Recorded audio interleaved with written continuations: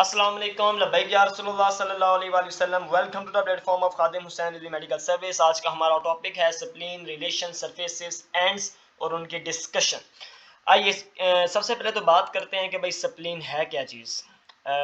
Spleen is a lymphatic organ जो कि हमारे पास आरबीसीज की स्टोरेज में काम देगी, फैगोसाइटोसिस में काम देगी, ब्लड सेल्स की फॉर्मेशन में यानी कि हीमोपियोसिस, और अब यहाँ पर साथ में इसका एक इम्यून रिस्पॉन्स भी एक्शन है।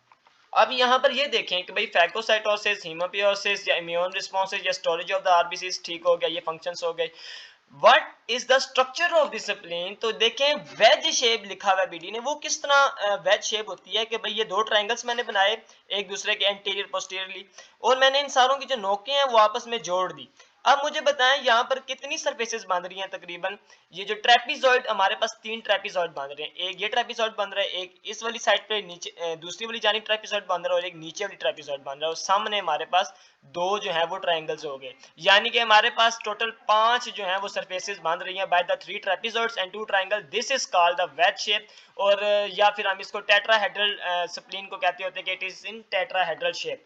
अब इसके बारे में डिस्कशन ये करते हैं कि भाई ये लाई कहां पर कर रही है। अगर मैं दो मिड क्लेविकुलर प्लेन्स बनाऊं, यानी कि यार क्लेविकल बोन नहीं होती हमारी, उधर से आप दरमियान से जो है ना उसके एक लाइन ड्रा करो बिल्कुल डाउनवर्ड, और दो आप जो है वो क्या बना दो, हॉरिजॉन्टल प्लेन्स। अच्छा, अब यहाँ पर ये देखिएगा कि भाई यहाँ पर हमारे पास ना ये वाला कौन सा पाया जा रहा है, ये राइट साइड है और ये लेफ्ट साइड है।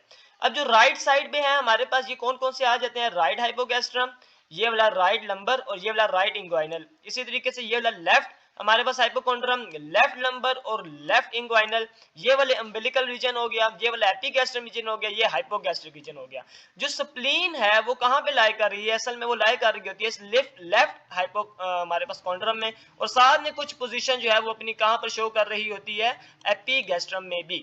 अच्छा, अब इसकी थोड़ी सी वो डिस्कस करते हैं कि इसका अगर मैं एक्सिस ड्रा करूं, मिसाल के तौर पर ये मैंने स्प्लीन ड्रा की, इसका जो एक्सिस है it lies along the axis of the 10th rib, यानी कि आप समझे कि भाई आपकी यूं 10th रिब जा रही, ये इसका लॉन्ग एक्सिस है। तो स्प्लीन का भी जो एक्सिस है it lies along the axis of the 10th rib, और तकरीबन हॉरिजॉन्टल प्लेन के साथ ये कितना एंगल बना रही होती है, 45 डिग्री का। अब यहाँ पर हम ना मैनेमोनिक प्रेजेंटेशन के जरिए समझेंगे भाई स्प्लीन के एंड्स, सरफेसेस और बॉर्डर्स और इंप्रेशंस। ठीक हो गया। आइए सबसे पहले मैं बात करता हूँ इसके एंड्स कितने होते हैं। एंड्स इसके दो होते हैं, एक ये एंटीरियर एंड आपको नजर आ रहा है जो कि कहाँ जा रहा है, डाउनवर्ड जा रहा है और फॉरवर्ड जा रहा है। एक आपको एंड नजर आ, और ये कहाँ पे रुक रहा है, मिड एक्सिलरी लाइन पे। जो आपको पीछे वाला नजर आ रहा है यह पोस्टीरियर एंड, जो कहाँ जा रहा है, ये अपवर्ड जा रहा है, बैकवर्ड जा रहा है और मिडिली जा रहा है। ठीक हो गया, ये पोस्टीरियर एंड हो गया। बॉर्डर्स की बात करते हैं, ये वाला पोस्ट हमारे पास सुपीरियर बॉर्डर आ गया, यहाँ पर हमारे पास इंफीरियर बॉर्डर आ गया, और साथ में हमारे पास इंटरमीडिएट बॉर्डर आ गया। मुराद ये कि भाई स्प्लीन के ऊपर वाली साइड सुपीरियर बॉर्डर, दरमियान में इंटरमीडिएट और सबसे नीचे वाली साइड में इंफीरियर बॉर्डर। अब मैं समझाना क्या चाह रहा हूँ कि भाई ये सुपीरियर बॉर्डर है, ये इंटरमीडिएट बॉर्डर है, और साथ में जो मेरे पास दूसरा बॉर्डर है ये वाला इंफीरियर बॉर्डर है। अच्छा, अब मेरे पास सरफेसेस कितनी होती हैं, सरफेसेस दो हैं, डायफ्रामेटिक सरफेस और साथ में visual surface. Visual surface is related to the kidney या स्टमक, जबकि जो डायफ्रामेटिक सरफेस है वो बैक साइड पे होती है और वो डायफ्राम के साथ रिलेटेड होती है। अच्छा, विजुअल सरफेसेस के बारे में बात करें तो देखें इसके अंदर कुछ इंप्रेशंस पाए जाते हैं, यानी कि कुछ चीजें जो है ना वो इसके अंदर इसके साथ अटैच है ना, स्प्लीन जिनके ऊपर लाई कर रही होती है, तो उन्हीं की वजह से इंप्रेशंस पड़े होते हैं। जैसे सुपीरियर बॉर्डर और इंटरमीडिएट बॉर्डर के दरमियान आपको इंप्रेशन नजर आएगा, that is the gastric impression, बहुत बड़ा इंप्रेशन होता है, ये साफ नजर आ जाता है।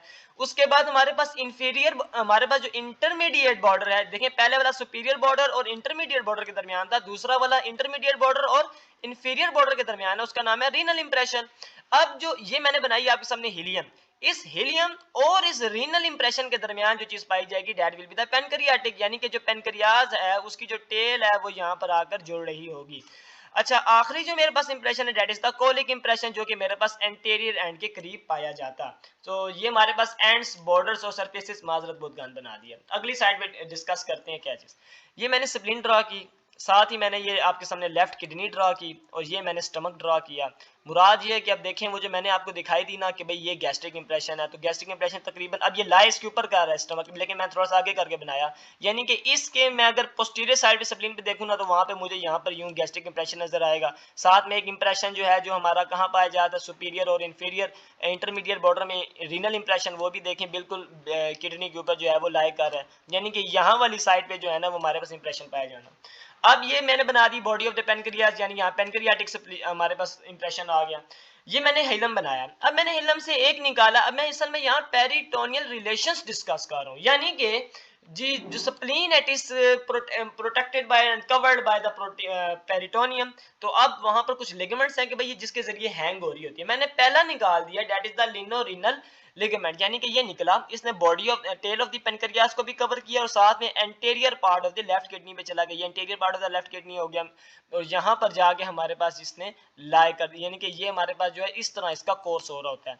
अगला लिगामेंट, अच्छा इसको हम कहते हैं लिनोरिनल लिगामेंट। एक अच्छा यहाँ पर देखें, यहाँ पर क्या चीज प्रेजेंट थी, कौन सा इंप्रेशन प्रेजेंट था, ये पेनक्रियाटिक इंप्रेशन था, तो यहाँ पर कॉलिक इंप्रेशन होएगा और ये मैंने डायफ्राम बनाया। वो लिगामेंट जो कि हमारे पास कहां से निकले, फ्रॉम दिस कॉलिक इंप्रेशन से निकलकर वो हमारे पास डायफ्राम की जानिब जाए और उसका काम क्या हो, just to support the anterior and that ligament is called phrenicocolic ligament. उसकी जो एनिमेशन है वो आखिर में शो होती है। ये मैंने लिगामेंट बना दिया। अच्छा मैंने एक और लिगामेंट बनाया आपके सामने, दोबारा से देखिए, जो मेरे पास हिलम से निकल रहा है और वो कहां की जानिब जा रहा है, greater curvature of the stomach के पास।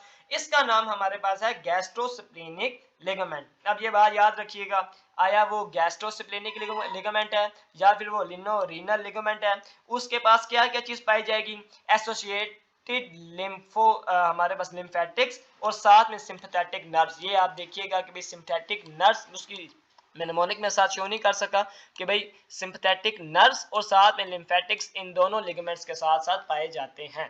ये रहा। अच्छा ये गैस्ट्रोस्प्लेनिक लिगामेंट हो गया। ये वाला जो भी मैंने ग्रेटर कर्वेचर पे दिखाया, देखें ना यार, जो लिगामेंट ग्रेटर कर्वेचर पे जा रहा है वो गैस्ट्रिक से रिलेटेड है, गैस्ट्रोस्प्लेनिक, और जो हमारे पास इधर किडनी जानी जा रहा है वो हमारे पास लिनोरिनल। और ये फ्रीनो और फ्रीनिक नर्व वाली बात याद होगी, डायफ्राम को जो सप्लाई करते हो, फ्रीनोकॉलिक लिगामेंट जो हमारे पास एंटीरियर एंड को कर रहा होता है बैकअप। ये मेरे पास तीन पेरिटोनियल रिलेशंस। अब मैं डिस्कस करने जा रहा हूं इसकी कुछ आर्टेरियल वेनस सप्लाई और साथ में नर्व सप्लाई। देखें ये मैंने आपके सामने वही लिनोरिनल लिगामेंट बना दिया। अब मैंने आर्टरी बनाई, स्प्लेनिक आर्टरी आई और हिलम से आते साथ ही उसने तकरीबन 5 या इससे ज्यादा ब्रांचेस दे दी।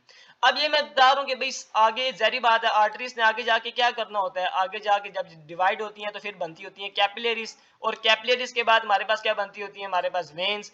अब बात ये है कि असल में अकॉर्डिंग टू असल में ना इस स्प्लीन के अंदर जो ब्लड सप्लाई वगैरह का तरीका है ना वो 3 थ्योरीज पे डिपेंडेंट है। पहली जो थ्योरी है वो है क्लोज थ्योरी, एक ओपन थ्योरी, एक कंप्रोमाइज थ्योरी। जो क्लोज्ड थ्योरी है ना, क्लोज थ्योरी, वो ये कहती है कि भाई ब्लड आर्टरी से जाएगा और डायरेक्टली जो है ना वो वेन में चला जाएगा, उसको बाहर निकलने की जरूरत नहीं पड़ेगी, वो डायरेक्ट राब्ते में कैपिलरीज या हमारे पास ये जो वेन्स है ना इनके साथ।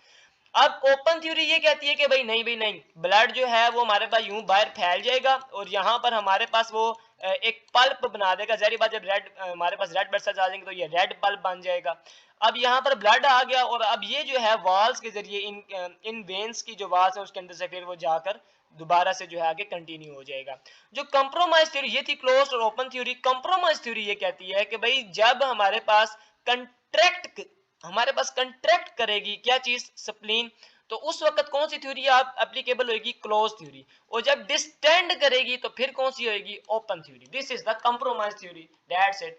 अच्छा अब यहां से ना मैं वेन निकालूंगा, वेन इस तरह निकालूंगा कि भाई उसी तरीके से हाइलम से निकलेगी, हाइलम से निकलने के बाद वो स्ट्रेट जाएगी और अब देखिए वो क्या अपने साथ रिलेशंस लेती है। अच्छा इससे पहले मैं आपको बता दूं कि ये मैंने ए वेस्कुलर प्लेन मैंने काला इसलिए ड्रॉ किया कि भाई ये this is the avascular plane और ये spleen is the highly vascular हमारे पास जो है ना वो एक पार्ट है, लेकिन ये मैंने आपके सामने ए वेस्कुलर प्लेन जो है वो ड्रॉ किया जिसमें हमारे पास सप्लाई नहीं आ रही। अब इससे ऊपर वाला कौन सा हो जाएगा, सुपीरियर वेस्कुलर सेगमेंट, और नीचे वाला कौन सा हो जाएगा, इंफीरियर वेस्कुलर सेगमेंट। जाहिर सी बात है आप इसको जो है मजीद भी डिवाइड कर सकते हैं, भाई ये एपिकल सेगमेंट है, ये मिडल सेगमेंट है, ब्ला ब्ला।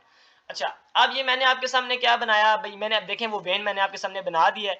अब ये स्प्लेनिक वेन क्या कर रही है, देखिए अपने साथ पहली बात तो ये मैं यहाँ पे ड्रा करके आपको समझाता हूँ कि भाई ये मेरी स्प्लीनिक वेन निकली। एक बात, इस स्प्लीनिक वेन ने किसके साथ कंबाइन किया अपने साथ को, सुपीरियर मेसेंटेरिक हमारे पास वेन के साथ सप्लाई किया और साथ में ये बन गई पोर्टल वेन। अब जहरी सी बात है, इसकी जो ट्रिब्यूटरीज है उसमें क्या क्या आ जाएगा, इंफीरियर मेसेंटेरिक भी आ जाएगी, शॉर्ट गैस्ट्रिक भी आ जाएगी, पेनक्रियाटिक वेन्स भी आ जाएंगी। ये थी हमारे पास डिस्कशन वेन्स की।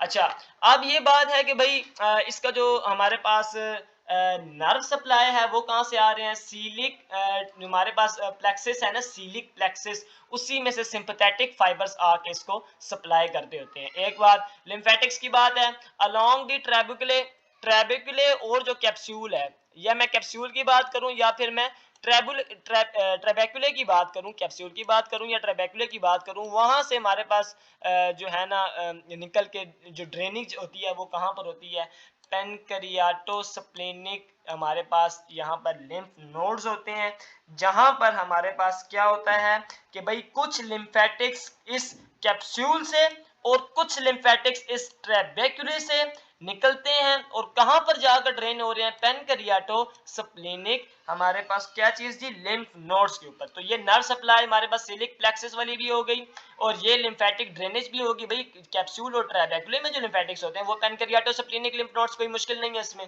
और साथ में जो हमारे पास आर्टेरियल सप्लाई है और उसके अंदर जो close theory, open theory, compromise theory, और आखिर में जो हमारे पास वेन्स थी कि भाई वो हमारे पास सुपीरियर मेसेंटेरिक के साथ मिलकर पोर्टल वेन बना रही थी और साथ में ये हमारे पास कुछ इसकी ब्रांचेस थी, ये भी डिस्कस हो गया। So this was all about the spleens, उसकी रिलेशंस, उसकी ब्रांच, उसकी हमारे पास आर्टिकल वेन सप्लाई, उसकी लिम्फेटिक ड्रेनेज और साथ में उसके peritoneal relation. Thanks for watching.